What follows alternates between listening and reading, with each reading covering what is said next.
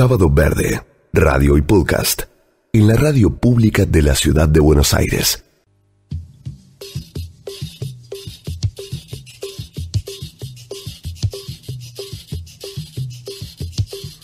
Bueno, en la radio transitamos la semana de homenaje a la lucha por la igualdad de género. La transición en este plano se caracteriza ciertamente por varias aristas. La más clara es la lucha de los feminismos por revertir las inequidades y los atropellos, en contra del maltrato, de las muertes, y un aspecto menos enunciado de esta transición es el de los hombres, que no quieren o no queremos perder privilegios. La resistencia al cambio y la persistencia por eludir la conversación de fondo que nos necesitamos dar. Hoy, nuevas masculinidades en el trabajo, en el sexo, en las tareas de cuidado. ¿Cómo serán las nuevas relaciones, los nuevos vínculos? ¿Tenemos los hombres redes de contención? ¿Cuál es la contraparte de la sororidad? ¿Cuál es ese ámbito? Ahora es el turno de los hombres, de una masculinidad consciente, de interpelarnos y hacer, porque ya no hay tanto tiempo más para la transición. Ahí están los índices de mujeres golpeadas, de mujeres muertas, de mujeres fuera del circuito laboral, de las decisiones. Sebastián Fonseca es sociólogo, es docente y escritor, y es autor del libro La ilusión masculina y productor de un podcast que justamente se llama Masculinidades Igualitarias. Se dedica a la formación de masculinidades y la prevención de la violencia. ¿Cómo estás, Sebastián? Buen día. Hola, Sergio, ¿cómo estás? Bueno, un gusto poder compartir espacio. Para nosotros también, lindo escucharte, porque me parece que sos la persona adecuada para que nos ayude a pensar. Estamos apuntando claramente a la audiencia de hombres que tenemos esta mañana. ¿Qué necesitamos cuestionarnos? ¿Qué preguntas crees que son las indicadas y que debiéramos hacernos para esta transición? Bueno, en principio, preguntas que podemos hacernos son muchas, pero en principio el reconocimiento de que vivimos en una sociedad que es desigual. Vivimos en una sociedad que es desigual y que es desigual a favor de los varones, porque históricamente somos y hemos ocupado y ocupamos de manera mayoritaria los lugares de poder, los lugares de toma de decisión, los lugares donde se toman las decisiones que terminan afectando a la calidad de vida de toda la población, ¿no? Uh-huh. Porque es evidente, digamos, si echamos mano a cualquier estadística, es evidente que la población a nivel mundial se distribuye de manera equivalente entre varones y mujeres, pero cuando vamos a otras variables, por ejemplo, la distribución de los cargos de toma de decisiones, vemos que son ocupados de manera mayoritaria por varones, ¿no? Sí, no, la desigualdad es bien clara. Yo digo, pero ¿qué tenemos que preguntarnos? Porque pensaba, entre otras cosas, en el lenguaje, por ejemplo. Desde chicos tenemos un lenguaje determinado que decíamos en la mesa hace un rato, ya es inconveniente para la época que vivimos, ¿no? En muchos aspectos. Sí, es así. El lenguaje consolida relaciones sociales, ¿no? Entonces, digamos, si bien hoy nadie quiere ser tratado de machista, el machismo pervive en el sentido común y ocupa un lugar mayoritario, aunque no queremos hablar de ello porque incomoda, ¿no? Incomoda justamente porque los varones ocupamos una posición de privilegio. Y las preguntas que podemos hacernos es, si reconozco que el mundo es un lugar desigual, ¿cuál es mi lugar ahí? Ajá. Digamos, ¿no? ¿Estoy participando en la reproducción de la desigualdad o no estoy participando? ¿De qué manera puedo no participar en la reproducción de la desigualdad e intentar desarmarla, ¿no? Bien. Podemos empezar por ahí. Está bueno, estás escuchando. Quería avisar a quienes están llegando a la radio que están escuchando a Sebastián Fonseca, que es sociólogo, docente y escritor. Está especializado en esto de las masculinidades nuevas, más igualitarias y la prevención de la violencia. Y seguirnos contando, por favor. No, y esto de que en la vida cotidiana, digamos, ha habido en los últimos años un incremento muy importante de la participación de las mujeres y de otras identidades de género en el mercado de trabajo, ¿no? Pero lo que no ha ocurrido paralelamente es un compromiso cada vez mayor de los varones en las tareas domésticas y de cuidado.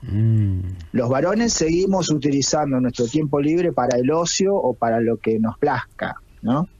Estamos desde la crianza, desde las edades más tempranas, se nos socializa instalándonos de manera indirecta que nuestro tiempo vale más, ¿no? Cuando en una reunión familiar termina la reunión familiar y los varones nos apiñamos en el sillón a mirar la tele, a charlar, mientras las mujeres de la casa se quedan ordenando la mesa, lavando los platos, etcétera, etcétera.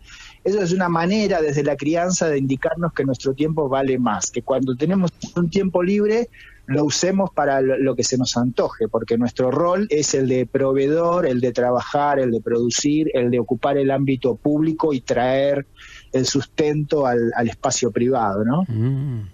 Sebastián Fonseca nos está diciendo o nos está interpelando de algún modo a los varones que estamos escuchando esta mañana y diciendo, bueno, ¿en qué parte de la reproducción de la desigualdad juego yo? Puede ser en esto que recién decía, en las tareas del hogar. Tendrá que ver con el trabajo, si yo doy trabajo, tendrá que ver con el sexo. Ahora vamos a hablar de eso también. Sigamos andando en esta ronda de conversación. Sebastián, pero te habla Marina, ¿cómo estás? En un mundo... Hola, Marina. ¿Cómo estás? En línea con esto que decís, en un mundo donde hoy muchas mujeres son el principal sustento, no digo todas, ni la mayoría, pero sí muchas. Sin embargo, esto sigue pasando y eso sí ha cambiado porque la mujer sale a trabajar a la par del hombre. O sea que la deconstrucción que hay que hacer es aún mayor o tiene una mayor profundidad, tal vez, ¿no? Sí, totalmente. Y que además, si analizamos, digamos, qué tipo de trabajos hacen las mujeres que están participando cada vez más del mundo laboral, lo que vamos a ver en realidad, según estadísticas de la Organización Internacional del Trabajo, es que se trata de tareas y de cuidado que se han realizado. Por lo tanto, en realidad las mujeres, más que una liberación o un empoderamiento, lo que están atravesando es una doble jornada de explotación, de trabajo, digamos, ¿no? De las mismas tareas que hacen en la casa, las hacen en el mundo laboral. Y por parte de los varones, digamos, no se nos mueve el amperímetro.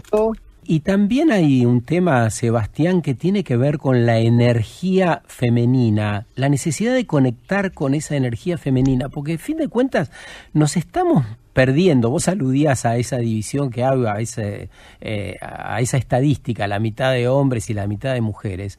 Y si no acceden a los puestos de conducción, si no pueden desarrollarse adecuadamente, si todo el tiempo tienen la pata encima, nos estamos perdiendo esa energía, esa creatividad, esa operancia, la estamos dilapidando. Entonces, ¿cómo hacer presente esa energía femenina con todo su potencial y cómo conectar desde la masculinidad con esa energía tan valiosa?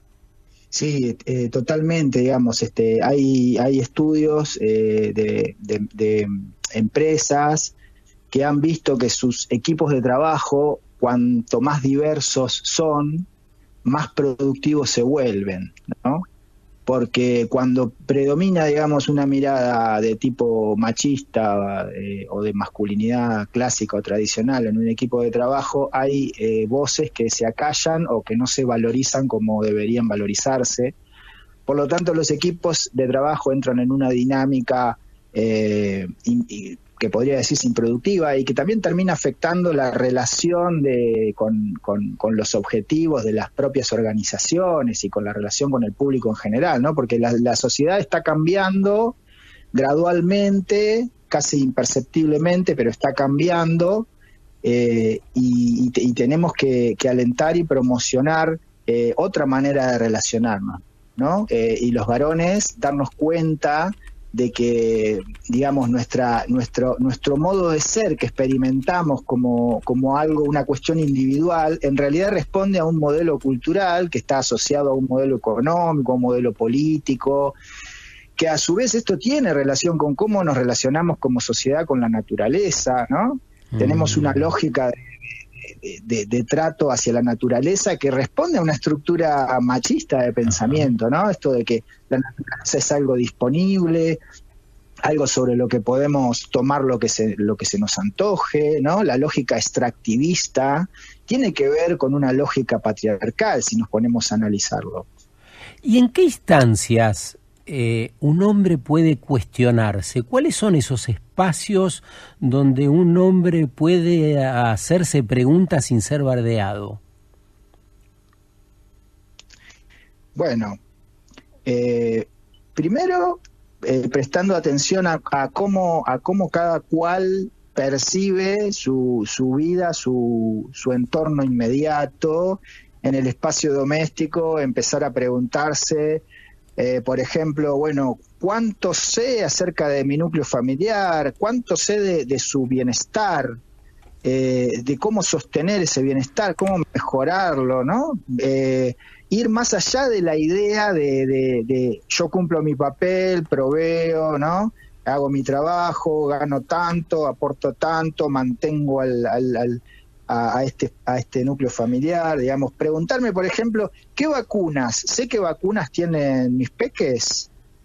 ¿Hay ropa para lavar? ¿Dónde están los productos de limpieza? ¿No? ¿Cuánto hace que yo limpié la casa? ¿Cuándo fue la última vez que mi pareja salió con sus amistades o tuvo tiempo para hacer lo que quiera? ¿No?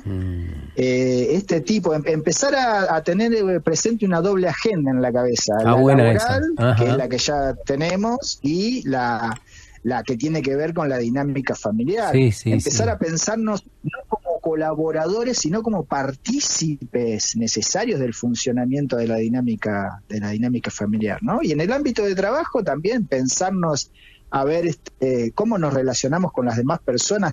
¿Qué pasa cuando hay, por ejemplo, una reunión de trabajo y nadie lo dice, pero todos entienden que tienen que ser la compañera la que tiene que preparar la mesa para la reunión, preparar el mate, ir a comprar las facturas, ¿no? Digamos, hay muchas cosas que damos por sobreentendidas y que reproducimos todo el tiempo Bueno. Pero yo no mato, yo no violo, ¿no? Yo, digamos, pero reproduciendo esas sutilezas que hacen a la desigualdad cotidiana. Bueno, se entrecorta un poco, Sebastián, no sé si te estás moviendo, sería bueno quedarte en algún lugar, porque tenemos un par de preguntas más por acá. ¿Cómo estás, Sebastián? Caribono te saluda, muy buenos días. ¿Cómo estás? Sebastián, ¿y qué hacemos también con esa generación que ahora de hombres que ahora se encuentra con cosas como no sé qué hacer, no sé qué decir, porque si digo algo por ahí está mal y una mujer me agrede porque me dice machista? Y ¿qué hacemos con ellos que están como entre medio de todo este cambio?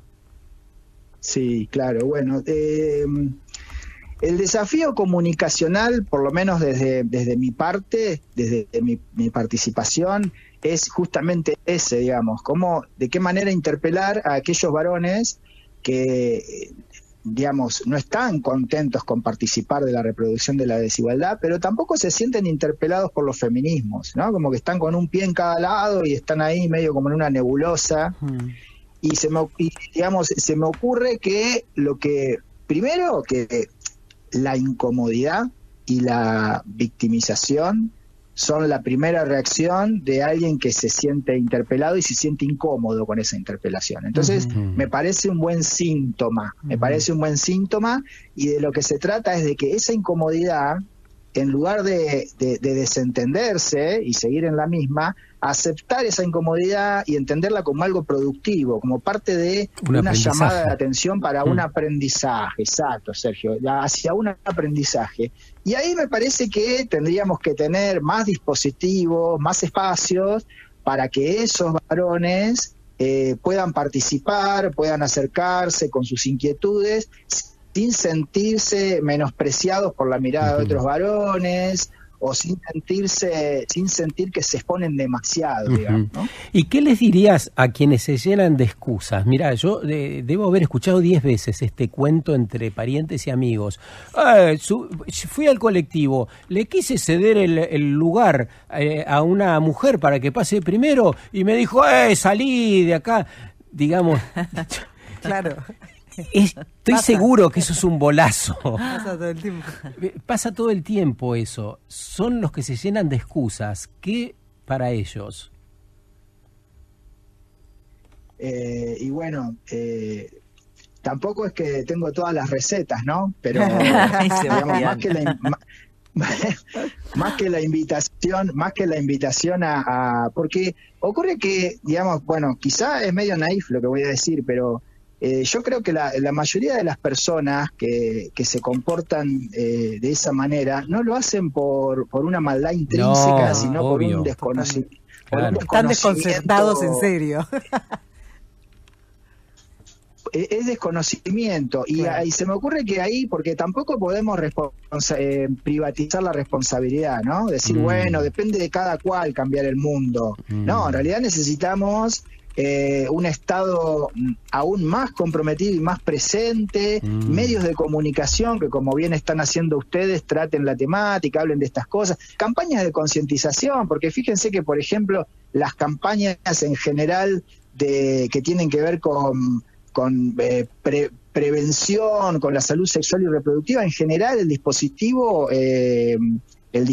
de salud orienta esas campañas hacia las mujeres, digamos, ¿no? Entonces, si hacemos el ejercicio de preguntarle a los varones, bueno, ¿cuántos métodos anticonceptivos conocen para varones?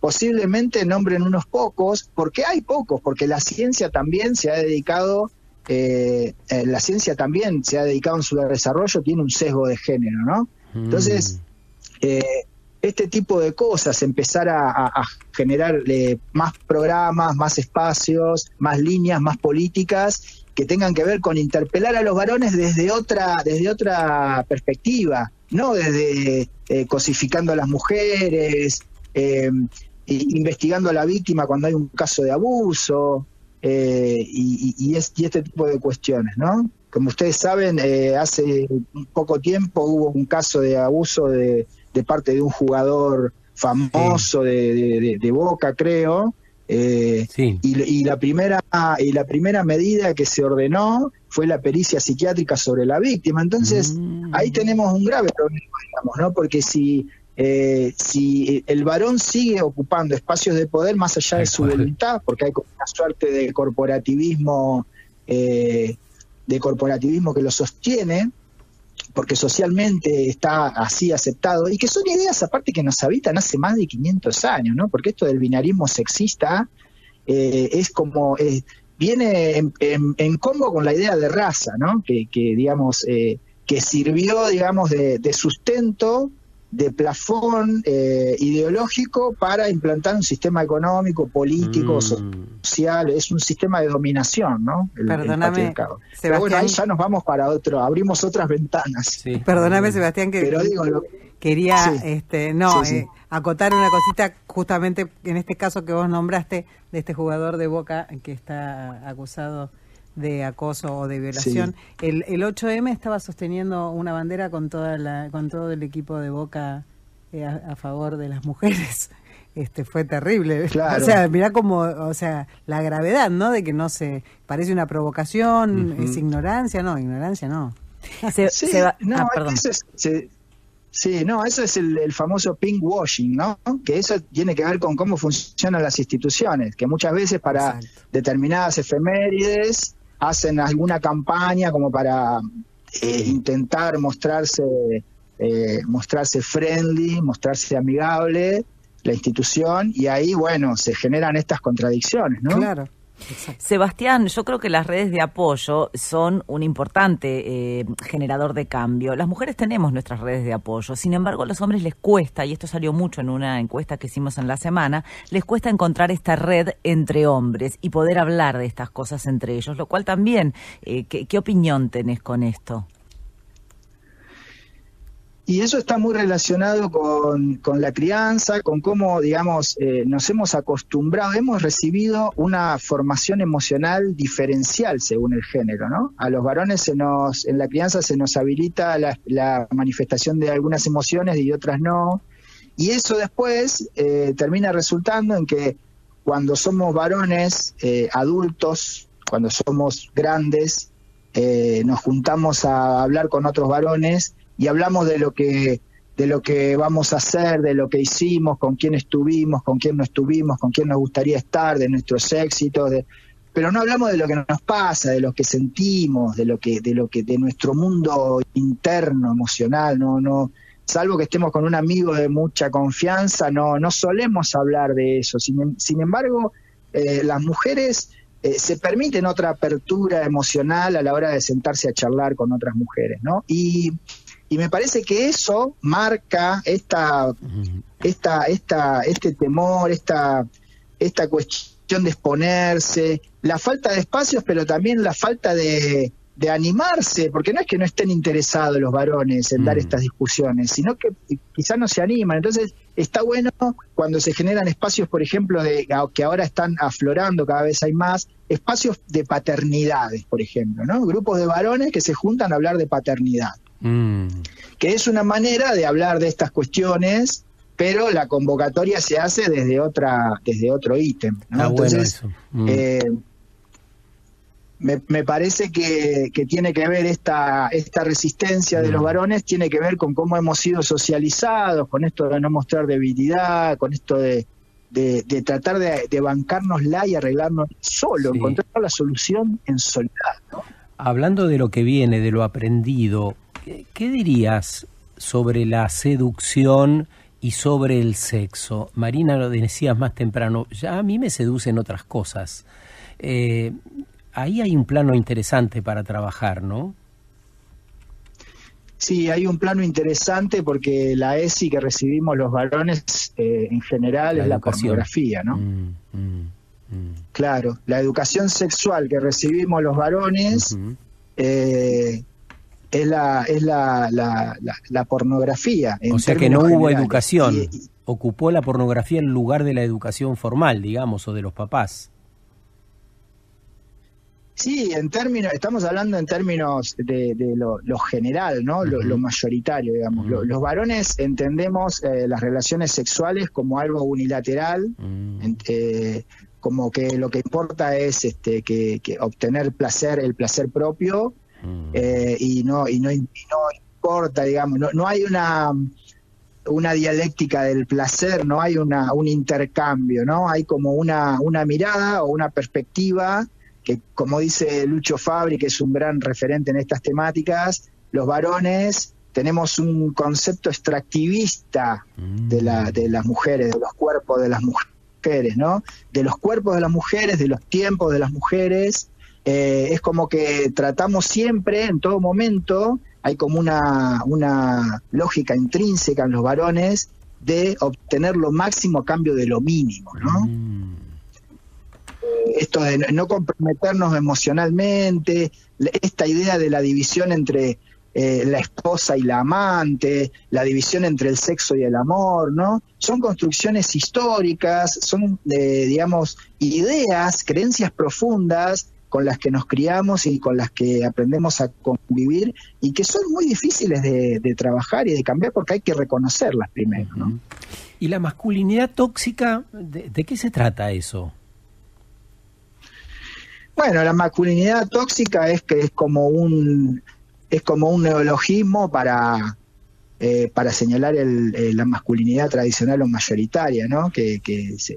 Cuya ideología es el machismo, ¿no? Esta idea del individualismo exacerbado, la persecución de un ideal de varón que responde a un modelo cultural donde yo tengo que alcanzar el poder, ¿no? Es la lucha por el poder donde competimos con otros varones, y las mujeres y las demás identidades de género quedan relegadas, quedan a segundo plano.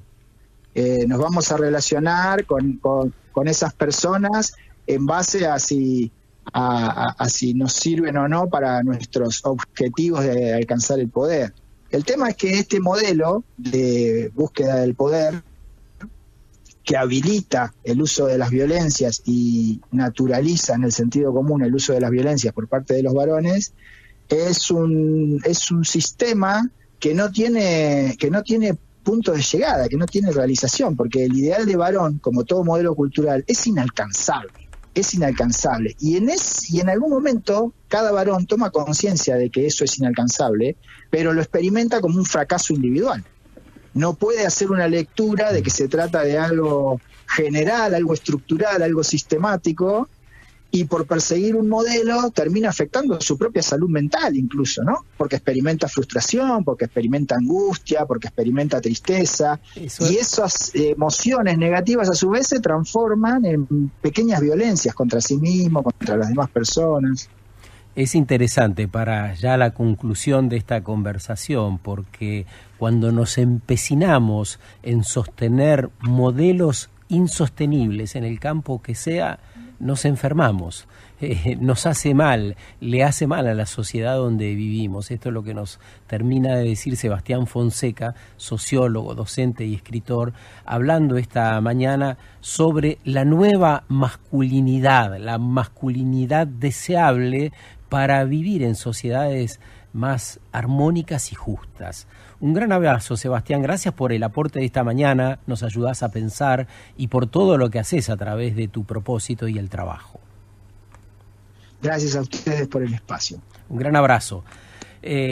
Bueno, vamos a seguir andando, interesante escuchar, y a mí, no sé, por ahí a ustedes qué les despierta todo esto, pero a mí me parece no podemos más quedarnos parados, no podemos más quedarnos justificando las viejas situaciones, hay que andar. Totalmente, ya hay un avance que nos obliga como a continuarlo, ¿no? Exacto. Sábado Verde, radio y podcast, en la radio pública de la ciudad de Buenos Aires.